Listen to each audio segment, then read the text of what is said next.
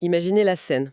On est samedi soir, un simple courant d'air, une porte claque un peu fort et crac, la vitre du salon qui se fissure.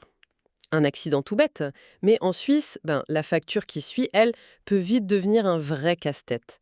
Et c'est justement ça qu'on va explorer aujourd'hui. On a devant nous pas mal de documents, des guides de tarifs, des notes techniques sur la vitrerie en Suisse romande, et notre mission, c'est de comprendre ce qui se cache vraiment derrière ces chiffres. Pourquoi une simple vitre peut coûter aussi cher? On va plonger dedans. C'est un puzzle qui est fascinant parce qu'on ne parle pas juste d'un bout de verre. En fait, chaque ligne d'une facture de vitrier, elle raconte une histoire. Une histoire sur les normes de construction suisses, sur les régulations thermiques, la protection des travailleurs et même sur la géographie du pays. C'est un vrai microcosme qui en dit long sur le coût de la qualité ici. D'accord, alors revenons à notre vitre cassée un samedi soir. Le premier réflexe, c'est d'appeler un vitrier en urgence. Et la première ligne sur la facture, ce sera euh, sa main d'offre. Les sources ici parlent d'un tarif horaire entre 115 et 135 francs. Honnêtement, ça paraît énorme, comme ça, de prime abord. Comment on justifie ça? Alors ça, c'est le point central. Beaucoup de gens voient ce tarif et ils s'imaginent que c'est le salaire net de l'artisan. Mais en réalité, c'est bien plus complexe. Le métier de vitrier est très, très réglementé en Suisse. Ce tarif, il n'est pas arbitraire, il est encadré par des conventions collectives de travail, les fameuses CCT. Ah oui, les CCT. Exactement. Il faut voir ça un peu comme un label de qualité, une sorte d'AOC pour un fromage, si vous voulez. Ça garantit pas seulement que le produit final est bon, que la vitre est bien posée, mais aussi que tout le processus respecte des règles strictes. Ça inclut le bien-être et la formation de ceux qui font le travail. L'AOC du vitrier, j'aime bien l'image, c'est parlant. Donc ce prix garantit une certaine qualité, le respect de normes, comme cette norme SIA 331 qui est mentionnée dans les notes. Mais attendez, ça, c'est que le début du calcul. Sur ces 135 francs de l'heure, il faut encore rajouter la TVA, À 8,1%. les charges sociales, l'assurance de l'entreprise et les frais de déplacement qui peuvent monter jusqu'à 100 francs. Le compteur tourne déjà très très vite. Absolument. Et là, on n'a même pas encore parlé des coûts additionnels auxquels on pense pas forcément. C'est-à-dire? L'accessibilité, par exemple. Si votre vitre cassée est au 4e étage d'un immeuble sans ascenseur, ou si c'est une grande baie vitrée un peu compliquée à manipuler, l'artisan devra peut-être venir à deux. D'accord. Ou alors utiliser un équipement spécial, une nacelle. Chaque contrainte logistique comme ça a un impact direct sur le temps et donc sur le coût. Et pour notre histoire de vitre cassée un samedi soir, là, ça se corse vraiment, non, hein. Ah oui, Le guide est très clair là-dessus. Il parle de majoration d'urgence. Attendez, entre 30 et 50%. C'est énorme. On paye donc littéralement le prix d'une demi-intervention en plus, juste pour la tranquillité d'avoir quelqu'un de dispo le week-end. exactement. Cette majoration, elle peut sembler punitive, mais elle couvre les indemnités du personnel d'astreinte. Avoir une équipe prête à intervenir 24 heures sur 24, 7 jours sur 7, les week-ends, les jours fériés, ça a une structure de coût bien réelle pour une entreprise. C'est le prix de la réactivité. Oui, et de la sécurité. Personne n'a envie de passer un week-end d'hiver avec un trou dans son salon. Voilà. C'est sûr. Donc, rien que pour l'intervention de l'artisan à samedi, on est déjà sur une facture qui grimpe en flèche. Et on n'a même pas encore choisi le verre. J'imagine que le simple bout de verre de l'époque, lui aussi, c'est devenu une pièce de haute technologie. Tout à fait, le simple vitrage, c'est une relique du passé, surtout dans les bâtiments chauffés. Les réglementations thermiques en Suisse sont si exigeantes aujourd'hui que, en gros, elles l'ont rendu obsolète. La norme, c'est le double vitrage isolant. C'est le standard minimum, quoi. C'est le standard minimum pour toute rénovation ou construction neuve pour des raisons d'efficacité énergétique qui sont évidentes. D'accord, alors regardons les options pour notre salon. Les sources indiquent que pour un double vitrage standard, il faut compter entre 500 et 900 francs avec la pose. C'est la solution la plus courante. Mais on voit aussi de plus en plus parler du triple vitrage. Le champion de l'isolation. Exactement. Et là, le prix est au mètre carré. Entre 400 et 600 francs du mètre carré, c'est un vrai investissement. C'est un investissement, oui, et il y a un point de vigilance qui est crucial avec le triple vitrage. Ah, lequel? Il est beaucoup, beaucoup plus lourd et plus épais qu'un double vitrage. On ne peut pas simplement le mettre à la place de l'ancien sans vérifier si le cadre de la fenêtre, ce qu'on appelle la menuiserie, peut le supporter. J'ai le souvenir d'un client, il voulait absolument du triple vitrage pour sa vieille ferme rénovée. Il a fallu lui expliquer que les cadres en bois d'origine n'étaient, mais alors, absolument pas conçus pour un tel poids. Et donc, il fallait tout changer. Il fallait tout changer. Une erreur de ce type peut coûter bien plus cher que le vitrage lui-même. C'est un détail technique qui change tout.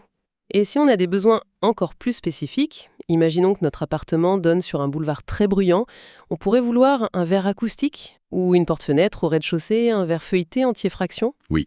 Là, les sources parlent de factures qui peuvent dépasser les 1200 francs. Oui, là on entre dans le domaine des produits très techniques.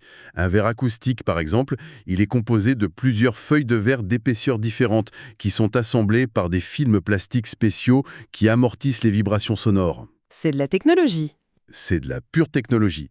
Un verre anti-soleil, lui, aura un traitement à base de couches d'oxyde métallique qui sont invisibles. Ce sont des produits de pointe, souvent faits sur mesure, et leur coût de production est forcément plus élevé.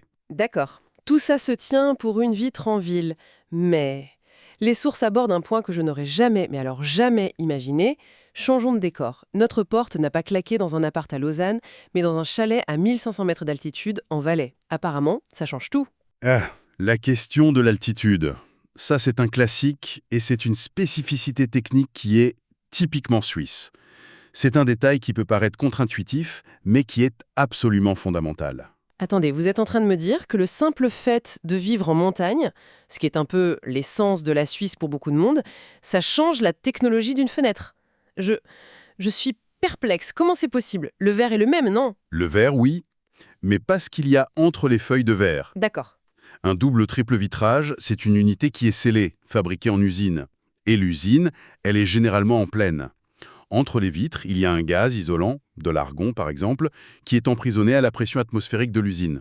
Or, plus on monte en altitude, plus la pression atmosphérique extérieure, elle diminue. Et donc? La pression à l'intérieur du vitrage devient plus forte que celle à l'extérieur. Je commence à comprendre. Le vitrage doit se comporter comme un paquet de chips qu'on emmène en montagne. Il se met à gonfler. C'est exactement ça. L'analogie est parfaite. La surpression interne pousse les vitres vers l'extérieur. D'accord. Au mieux, ça crée des distorsions optiques, ça fatigue les joints. Au pire, ça peut faire exploser le vitrage. Exploser? Carrément? Carrément. C'est fou. Alors c'est quoi la solution? On fabrique les fenêtres directement sur la montagne? On les transporte dans des caissons pressurisés? Ça me paraît de la science-fiction. Souris.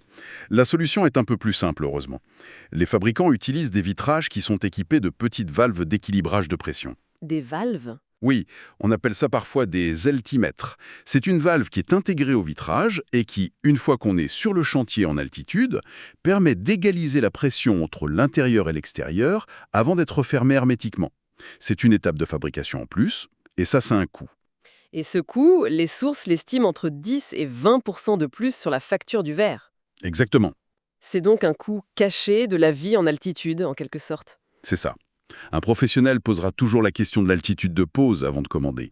J'ai vu le cas d'un propriétaire à Zermatt.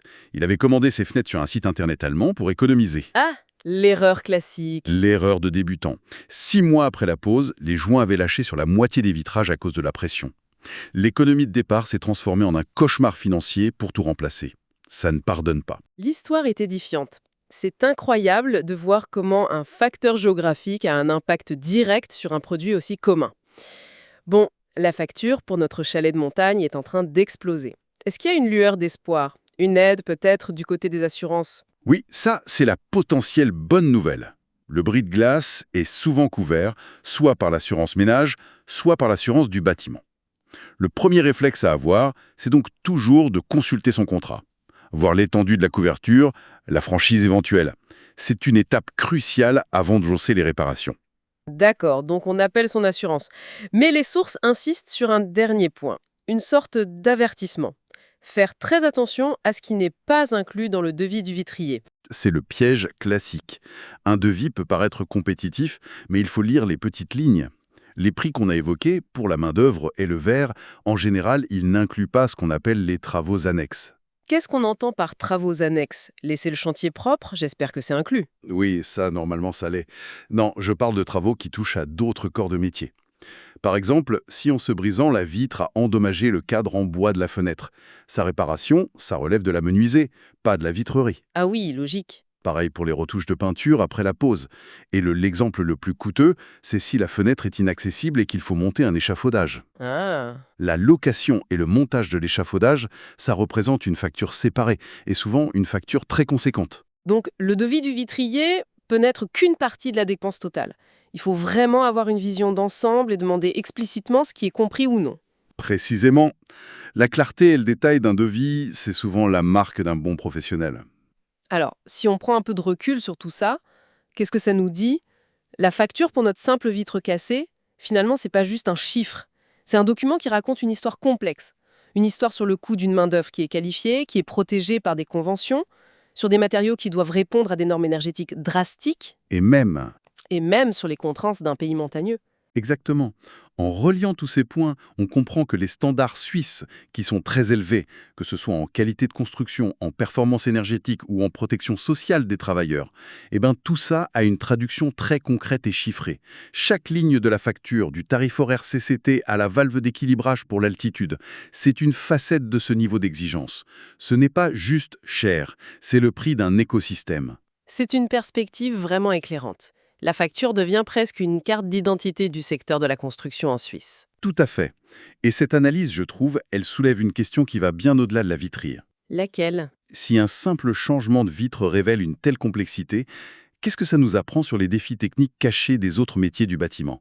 Pensez à un plombier qui doit intervenir dans une région où l'eau est extrêmement calcaire.